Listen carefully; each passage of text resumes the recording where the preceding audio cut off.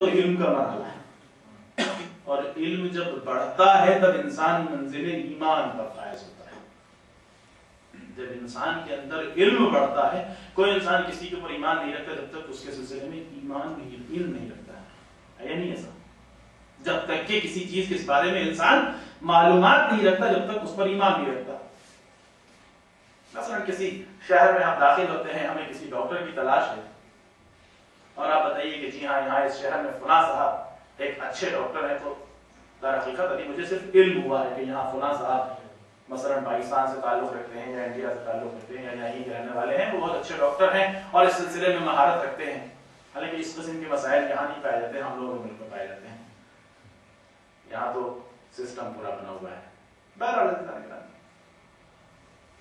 اب اگر کسی نے آپ کو کراچی پہنچنے کے بعد کہا یہاں فلاں صاحب فلاں مرض کے سلسلے میں سب سے زیادہ مہارت رکھتے ہیں اور سب سے زیادہ مشق انہیں ہے، انہیں سب سے زیادہ تجربہ پایا جاتا ہے، تو گویا کہ آپ کو ان ڈاکٹر کے سلسلے میں علم حاصل ہوا بھی آپ کو ان پر ایمان نہیں ہوا ہے۔ ایمان کا مرحلہ کب ہوگا؟ جب آپ ان کے پاس جائیے گا، ان سے ملیے گا، ان کی باتوں سے مطمئن ہوئیے گا، ان کے نسخے کو لکھوائیے گا، ان کے نسخے پر عمل کیجیے گا، عمل کرنے کے بعد جب شفا ہونا شروع ہوئے گی تو آپ کہیے گا واقعاً ہمیں ان کی معرفت حاصل ہو گئی ہے، ہم نے ان کو اچھی طرح سے پہچان لیا ہے۔ لیکن جب پوری طرح سے 2 4 10 مریضوں کو علاج کرتے ہوئے شفا پاتے ہوئے دیکھیے گا، تب آپ کہیے گا کہ ہاں یقیناً میں تو ان پر ایمان لا چکا ہوں، ہم مومن پہلے بن گئے ہیں، نہ امام و معصوم کے سلسلے میں علم رکھتے ہیں نہ معرفت رکھتے ہیں۔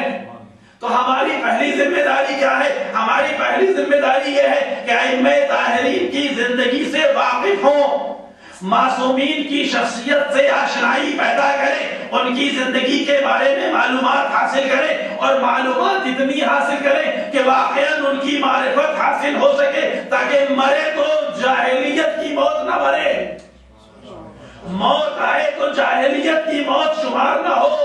معصوم نے فرمایا من ماتا ولم یعرف امام زمانہ ماتا میتۃ جاہلیہ، جو مر گیا لیکن اپنے زمانے کو امام کو نہیں پہچانا وہ واقعاً جاہلیت کی موت مرا۔ تو جاہلیت کی موت سے ہم اسی وقت بچ سکتے ہیں جب کی واقعاً ہمارے اندر معرفت پائی جاتی ہے۔ میں چھوٹی سی مثال یہاں اکثر دیا کرتا ہوں، اس انگلینڈ میں رہنے والے حضرات بہت اچھی طرح سے اس بات کو سمجھتے ہیں، برطانیہ میں رہنے والے حضرات۔ ایمان کسے کہتے ہیں، معرفت کسے کہتے ہیں؟ جب زیبرا لائن سے گاڑی لے کر کے کوئی کراس کرتا ہے تو اس کو پورا ایمان ہے کہ وہ ہمارے پاس کیمرہ بھیج دے گا نہیں بھیج دے گا، وہاں کسی کو نہیں شک، اتنا بھی ہمارا ایمان ہمارے امام زمانے پر ہے یا نہیں ہے، یہ ہمیں دیکھنا ہوگا۔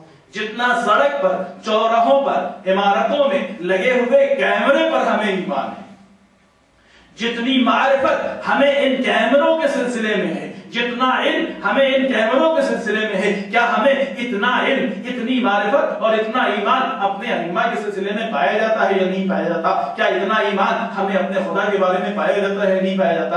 اگر نہیں پایا جاتا ہے تو پھر کمی کہاں پائی جاتی ہے؟ اگر گڑبڑ ہے تو کہاں سے گڑبڑ ہے؟ صرف مرض بتا دینے سے فائدہ نہیں، علاج بھی تلاش کرنے کی ضرورت ہے۔ لیکن پہلے مرض کی جڑوں کو تو تلاش کیا جائے کہ مرض پیدا کہاں سے ہوا۔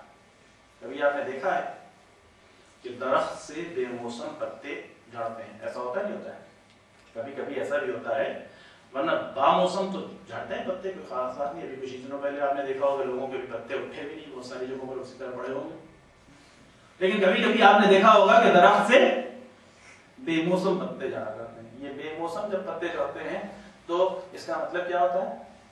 جی اس کی جڑیں خراب ہو، اس کا مطلب یہ کہ اس کے اندر کچھ گڑبڑ ہے۔ ایک مطلب سوال ہے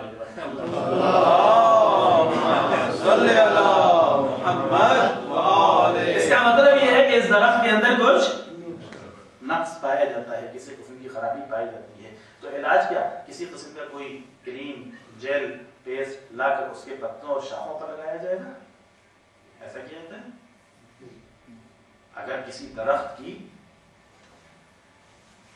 کے بے موسم جھڑتے ہوئے پتے کو دیکھ کر علاج کبھی کوئی انسان ایسا نہیں کرتا کہ لا کر کے کسی کریم کو اس کی شاخ کے اوپر لگا دے یا اس کے پتے کے اوپر لگا دے، بلکہ کسی ماہر درخت سے واقف انسان سے کہتا ہے جڑ کھولو اور جڑ کھول کر دیکھو گڑبڑ کیا ہے، اور علاج وہاں سے کیا جاتا ہے اور شفا ادھر حاصل ہوا کرتی ہے۔ عزیزان گرامی، حقیقت یہ ہے کہ اللہ نے ہمارے واسطے، ہماری زندگی گزارنے کے واسطے دو چیزیں، ایک اصول دین اور ایک فروع دین قرار دی۔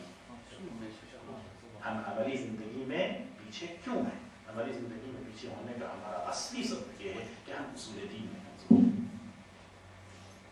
اگر ہم بے نمازی ہیں تو بے نمازی کو بولیے، بار بار ٹوکیے، ہاتھ پکڑ کر لا کر مصلی پر کھڑا کر دیجئے، 2 وقت پڑھ لے گا، تیسرے وقت نہیں پڑھے گا، ہے یا نہیں ایسا؟ اگر ہم روزے نہیں رکھتے ہیں، بہت زیادہ بولیے گا، 2 دن 4 دن مہینے بھر رکھ لے گا، اس کے بعد آگے کبھی نہیں رکھے گا، ملے ہی گا نہیں آپ سے کہ اپنی پھر ماہ رمضان آ رہا ہے ان سے ملاقات کرو۔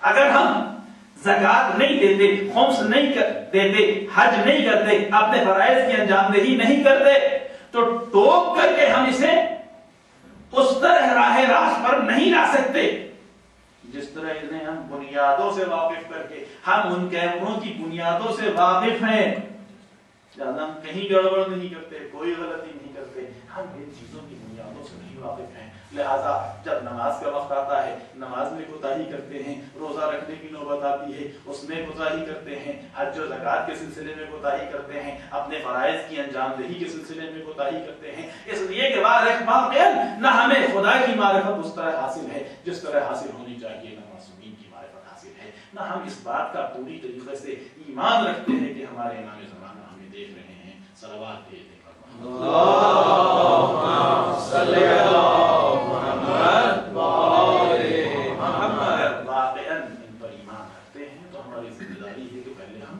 اصول دین سے واقف ہوں، ہماری بنیادوں کا علاج کرنے کی ضرورت ہے، اور الحمدللہ کہ متوجہ ہو گئے ہیں حضرات، اور پوری طرح سے متوجہ ہو گئے، شکر ہے خدا۔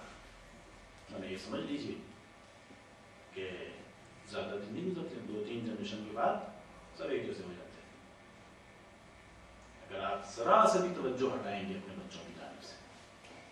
ہماری اوقات کیا ہے، ہماری حیثیت کیا ہے، ہمارے اور آپ کے چوتھے امام، امام زین العابدین علیہ السلام،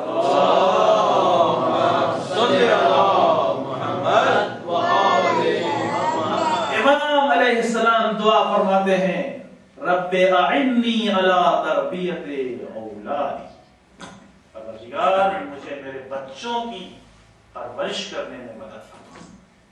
ہم بھی دعا کریں پروردگار ہمیں اپنے بچوں کی تربیت کرنے میں، پرورش کرنے میں ہماری مدد فرما، اس لیے کہ تیری مدد کے بغیر ہم کچھ نہیں ہو سکتے، تیری توفیق کے بغیر ہمیں کچھ نہیں مل سکتا۔ لیکن الحمدللہ کہ آپ پوری طرح سے متوجہ ہیں، اور جب انسان متوجہ ہو جاتا ہے، جب انسان بیدار ہو جاتا ہے، جب انسان کے اندر شعور پیدا ہو جاتا ہے، تو اس کے بعد پھر کہی ہوئی بات زیادہ مفید ہوتی ہے بجائے اس کے کہ ایک ایسے انسان سے کوئی بات کہی جائے جو بے توجہ ہے۔ حالات اب وہ نہیں ہیں جو پہلے تھے، ہمارے بزرگوں کے پاس جتنا کچھ تھا وہ سب انہوں نے کوشش کی ہمیں دے دیں تو اتنا سا ملا، نہیں ایسا؟ اب ہمارے پاس جو اتنا سا ہے، ہم اگر چاہیں گے ہم خود ہی بس تنہا اپنے بچوں کو سب کچھ سکھا دیں گے تو کام نہیں چلے گا۔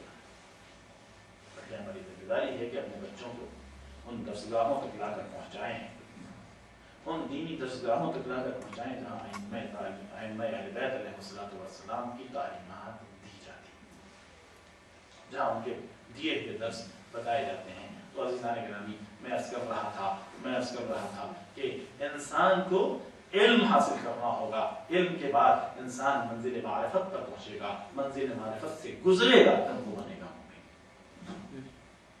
جب انسان کے اندر علم بھی ہوگا، معرفت بھی ہوگی، اور معرفت کے بعد جب ایمان کی منزل پر پہنچے گا تب پھر کہیں جا کر کے وہ ایمان بڑھتا جائے گا، تو کوئی سلمان بن جائے گا، کوئی ابو ذر بن جائے گا، کوئی مقداد بن جائے گا، تو کوئی کل ایمان بن جائے گا۔ سب بات ہے اللہم صلی علی محمد وآل محمد۔ صورت حال یہ ہے کہ بس اتنا سا چکھتے ہیں اور اس کے بعد اپنے کو سب سے بڑا بات